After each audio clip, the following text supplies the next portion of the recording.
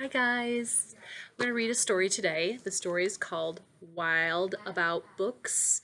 Part of being in the library is enjoying books and reading different ones, and this one is about a zoo, and it's written by Judy Sierra. And the pictures, the illustrator is Mark Brown.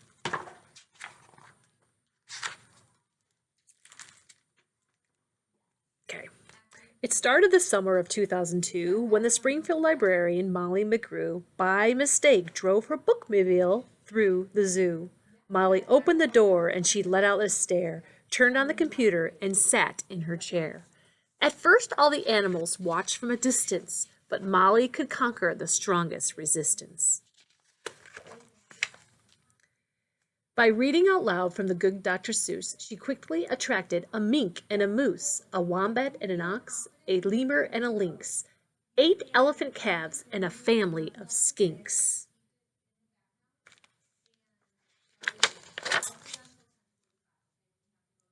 In a flash, every beast in the zoo was stampeding to learn all about this new something called reading. Forsaking their niches, their nests, and their nooks, they went wild, simply wild, about wonderful books, choosing thin books and fat books and cat in the hat books, and new books and true books and heaps of how-to books. Giraffes wanted tall books, and crickets craved small books, while geckos could only read stick-to-the-wall books. The pandas demanded more books in Chinese, and Molly filled their requests, always eager to please. She even found waterproof books for the otter, who never went swimming without Harry Potter.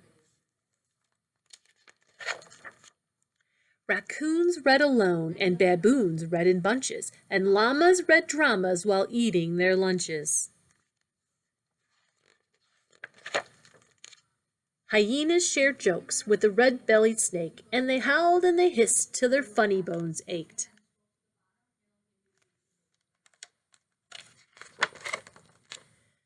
A tree kangaroo, who adored Nancy Drew, began solving mysteries right there at the zoo, such as, why were the Bandicot's books overdue?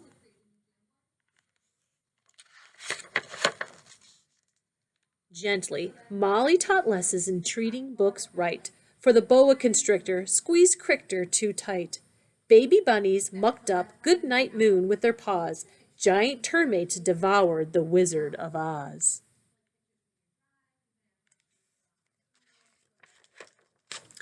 And Bear's love of books was completely outrageous. They licked all the pictures right off of the pages. Tasmanian devils found books so exciting that soon they gave up fighting for writing.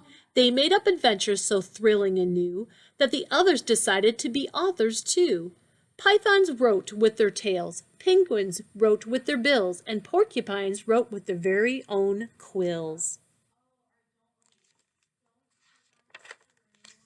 At the new insect zoo, bugs were scribbling haiku. The scorpion gave a stinging review.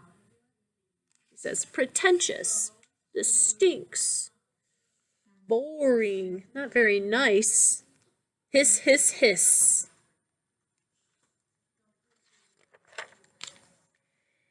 As the cheetah's new novel began to take shape, he read chapters each night to the barberry ape. And all the gazelle couldn't spell very well. Like everyone else, she had stories to tell. Imagine the hippo's enormous surprise when her memoir was given the Zoo Eater's prize.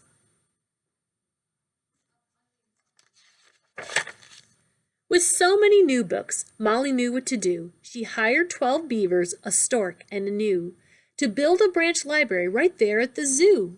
The animals cried, we can do it ourselves. We can check the books out and put them on the shelves. And they did, and they do to this very day. 3 cheers for the zoobrary. Hip, hip, hooray.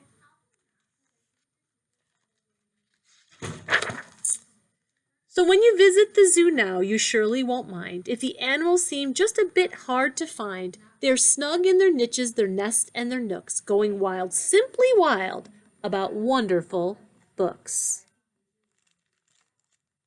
I love this story. I think it's a great way to start out the love of books.